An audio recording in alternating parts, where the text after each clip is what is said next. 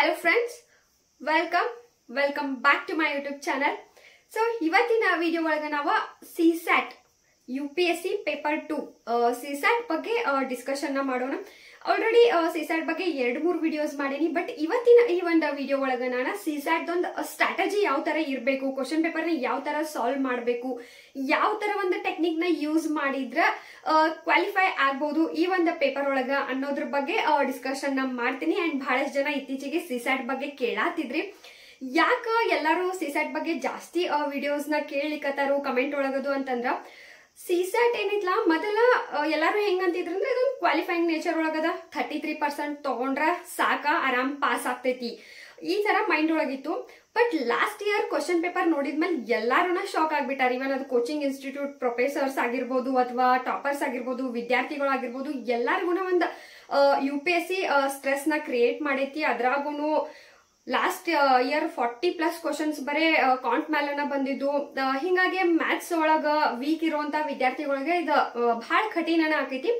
ಈಗ BE ಇರುವಂತ ವಿದ್ಯಾರ್ಥಿಗಳು, BE ಬ್ಯಾಕ್ ಗ್ರೌಂಡ್ ಇರೋರು, ಟೆಕ್ನಿಕಲ್ ಬ್ಯಾಕ್ ಗ್ರೌಂಡ್ ಇರೋರು ಆಗಿರ್ಬೋದು, ಇಲ್ಲ ಸ್ಕೂಲ್ ಟೈಮ್ ಇಂದ ಮ್ಯಾಥ್ಸ್ ಅನ್ನ ಒಂದಷ್ಟು ಜನಕ್ಕೆ ಫೇವ್ರೇಟ್ ಇರ್ತೈತಿ, ಅಂತ ವಿದ್ಯಾರ್ಥಿಗಳು ಹೆಂಗೋ ಒಂದ್ ಸ್ವಲ್ಪ ಎಫರ್ಟ್ ಹಾಕಿ ಮ್ಯಾನೇಜ್ ಮಾಡ್ಕೋತಾರು. ಈಗ ಗ್ರಾಮಾಂತರ ಏನ ಪ್ರದೇಶದೊಳಗಿರುವಂತ ವಿದ್ಯಾರ್ಥಿಗಳು ಅಂಡ್ ಮ್ಯಾಥ್ಸ್ ಇಷ್ಟ ಇಲ್ಲದೆ ಇರುವಂತ ವಿದ್ಯಾರ್ಥಿಗಳು, ಕೋಚಿಂಗ್ ಹೋಗಕ್ ಆಗದೆ ಇರುವಂತವ್ರು, ಕನ್ನಡ ಮೀಡಿಯಂ ವಿದ್ಯಾರ್ಥಿಗಳಿಗೆ ಇವಾಗಿನ ಒಂದು CSAT ಏನು ಪೇಪರ್ ಲಾಸ್ಟ್ ಇಯರ್ ನಡೀತ್ಲಾದ ಡಿಫಿಕಲ್ಟ್ ಅಂದ್ರೂ ಅನಿಸ್ತೈತಿ. ಸೊ ಹಿಂಗಾಗಿ CSAT ಒಂದು ಅಂಜಿಕೆನ ಕ್ರಿಯೇಟ್ ಮಾಡೈತಿ. ಬಟ್ ಸ್ಟಿಲ್ ಹೆದರೋ ಒಂದು ಅವಶ್ಯಕತೆ ಇಲ್ಲ. ಫಸ್ಟ್ ಏನ್ ನೀವು ಮಾಡ್ಬೇಕು ಅಂತಂದ್ರ, ಕ್ವೆಶನ್ ಪೇಪರ್ ಒಳಗ ಯಾವಾಗಿದ್ರು ಫಿಕ್ಸ್ ಒಂದ್ 30ರಿಂದ 35 ಅಥವಾ 30 ಕ್ವಶನ್ ಹೆಂಗಿರ್ತಾವಂದ್ರೆ ಈಸಿ ಇದ್ದೇ ಇರ್ತಾವು. ಆ ಈಸಿ ಕ್ವಶನ್ ಯಾವುದು ಅನ್ನೋದನ್ನ ಐಡೆಂಟಿಫೈ ಮಾಡೋದು ನಮಗ್ ಬರ್ಬೇಕು. ಅವಾಗ ನಾವು ಡೆಫಿನೆಟ್ಲಿ ಇದನ್ನ ಕ್ಲಿಯರ್ ಮಾಡ್ಕೋತೇವಿ. ಇವನ್ ಈಸಿ ಕ್ವಶನ್ ಯಾವ್ದು ಅನ್ನೋದು ಅರ್ಥ ಮಾಡ್ಕೋಕ ಅಂಡ್ ಐಡೆಂಟಿಫೈ ಮಾಡಕ ನಮಗ್ ಬರ್ಬೇಕು. ಸೊ ಈಗ CSAT 33% ನೀವು ತಗೊಂಡ್ರೆ ಸಾಕ ಕ್ವಾಲಿಫೈ ಆಗ್ತೀರಿ. 80 ಕ್ವಶನ್ಸ್ ಇರ್ತಾವಿಲ್ಲ, 80 ಕ್ವಶನ್ ಇರ್ತಾವು. ಟೈಮ್ 2 ಅವರ್ನ ಇರ್ತದ. ಬಟ್ ಪೇಪರ್ 1 ಹೆಂಗ 100 ಕ್ವಶನ್ ಇರ್ತಾವು, 2 ಅವರ್ಸ್ ಟೈಮ್ ಇರ್ತೈತಿ. ಇಲ್ಲಿ ಮ್ಯಾಥ್ಸ್ ಅದು ಎಲ್ಲ ಇರೋದ್ರಿಂದ 80 ಕ್ವಶನ್ ಕೊಟ್ಟ 2 ಅವರ್ಸ್ ಟೈಮ್ ಕೊಟ್ಟಾರು. ಮೇನ್ ಅಂದ್ರೆ ಇಲ್ಲಿ ಟೈಮ್ ಮ್ಯಾನೇಜ್ಮೆಂಟ್ ಮಾಡ್ಕೊಳ್ಳೋದಿಲ್ಲ, ಅದು ಬಹಳ ಇಂಪಾರ್ಟೆಂಟ್. ಯಾಕಂದ್ರ ರೀಸನಿಂಗ್ ಬರ್ಲಿ, ಮ್ಯಾಥ್ಸ್ ಬರ್ಲಿ, ಅಲ್ಲೂ ನೀವು ಸಾಲ್ವ್ ಮಾಡ್ಕೊಂತ ಕೂರ್ಬೇಕು, ಟೈಮ್ ಹೋಗ್ತದ. ಇನ್ನ ಕಾಂಪ್ರಹೆನ್ಷನ್, ರೀಡಿಂಗ್ ಕಾಂಪ್ರಹೆನ್ಷನ್ ಅಂದ್ರೆ ಇಷ್ಟು ದೊಡ್ಡ ಪ್ಯಾರಾಗ್ರಾಫ್ ಇರ್ತಾವಲ್ಲ, ಅವ್ನು ಓದಾಕನು ನಿಮಗ ಟೈಮ್ ಬೇಕು. ಹಿಂಗಾಗಿ ಟೈಮ್ ಮ್ಯಾನೇಜ್ಮೆಂಟ್ ನ ಇಲ್ಲೇ ಕಲಿಯೋದೈತ್ಲ, ಅದು ಬಹಳ ಇಂಪಾರ್ಟೆಂಟ್ ಆಕೈತಿ. ಸೊ ಈಗ 27 ಕ್ವಶನ್ ನೀವು ಕರೆಕ್ಟ್ ಮಾಡಿದ್ರಿ ಅಂದ್ರ ಸಾಕ, ಪಾಸ್ ಆಗ್ತೀರಿ ನೀವು. ಒಂದು CSAT ನ ನೀವು ಕ್ವಾಲಿಫೈ ಮಾಡ್ಬೇಕಂದ್ರ 33% ನ ತಗೋಬೇಕು.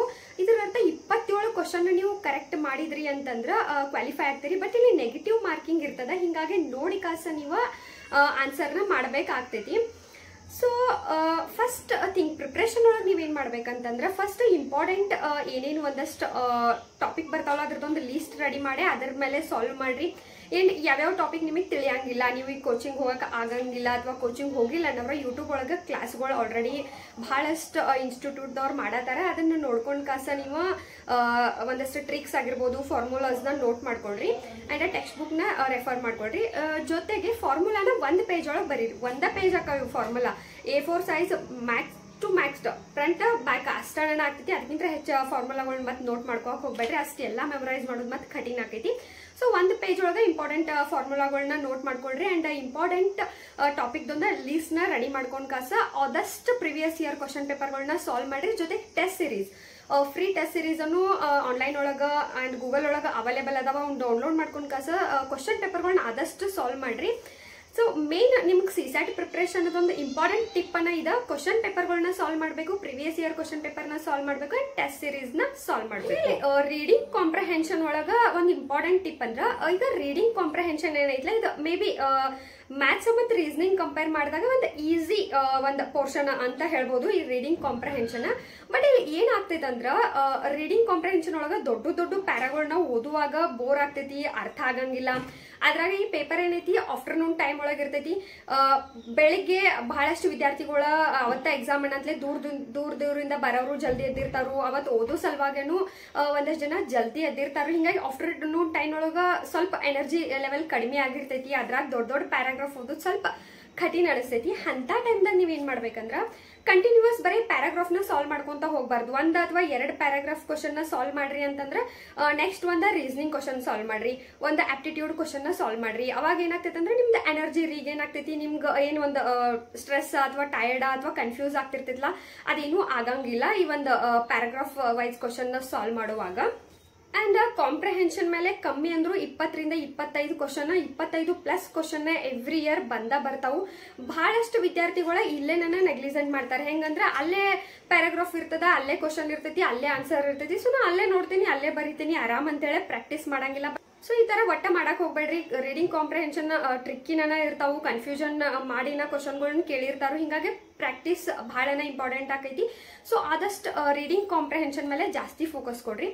ಇನ್ನು ಪೂರಾ ನನಗೆ ಮ್ಯಾಥ್ಸ್ ಬರಂಗೇ ಇಲ್ಲ, ನನಗೆ ಮ್ಯಾಥ್ಸ್ ಆಗೇ ಬರಂಗಿಲ್ಲ ಅಂತೇಳಿ ಏನಂತ ಇರ್ತಾರಲ್ಲ ಅಂತ ವಿದ್ಯಾರ್ಥಿಗಳ ನೀವು ರೀಸನಿಂಗ್ ಮತ್ತು ಕಾಂಪ್ರಹೆನ್ಷನ್ ಬಹಳಷ್ಟು ಸ್ಟ್ರಾಂಗ್ ಮಾಡ್ಕೋಬೇಕು. ಬರೀ ಒಂದ ಸ್ಟ್ರಾಂಗ್ ಮಾಡ್ಕೊಳಿಕ್ ಹೋಗ್ಬೇಡ್ರಿ. ಒಂದೊಂದ್ಸಲ ಕ್ವಶನ್ ರೀಸನಿಂಗ್ ಮೇಲೆ ಬಹಳ ಕಡಿಮೆನೂ ಬರ್ಬೋದು, ಕಾಂಪ್ರಹೆನ್ಷನ್ ಮೇಲೂ ಕಡಿಮೆ ಹೆಚ್ಚಾಗ್ಬೋದು. ಹಿಂಗಾಗಿ ಯಾರಿಗೆ ಒಂದು ಪೋರ್ಷನ್ ಬಹಳನೇ ಡಿಫಿಕಲ್ಟ್ ಅನಿಸ್ತೈತ್ಲ ಅವ್ರು ಅಟ್ಲೀಸ್ಟ್ 2 ಸೆಕ್ಷನ್ ಮೇಲಾರ ನೀವು ಒಂದು ಒಳ್ಳೆ ಕಮೌಂಟ್ನ ಒಳ್ಳೆ ಸ್ಟ್ರಾಂಗ್ ಆಗಿ ಪ್ರಿಪ್ರೇಷನ್ ಮಾಡ್ಕೋಬೇಕಾಗ್ತೈತಿ.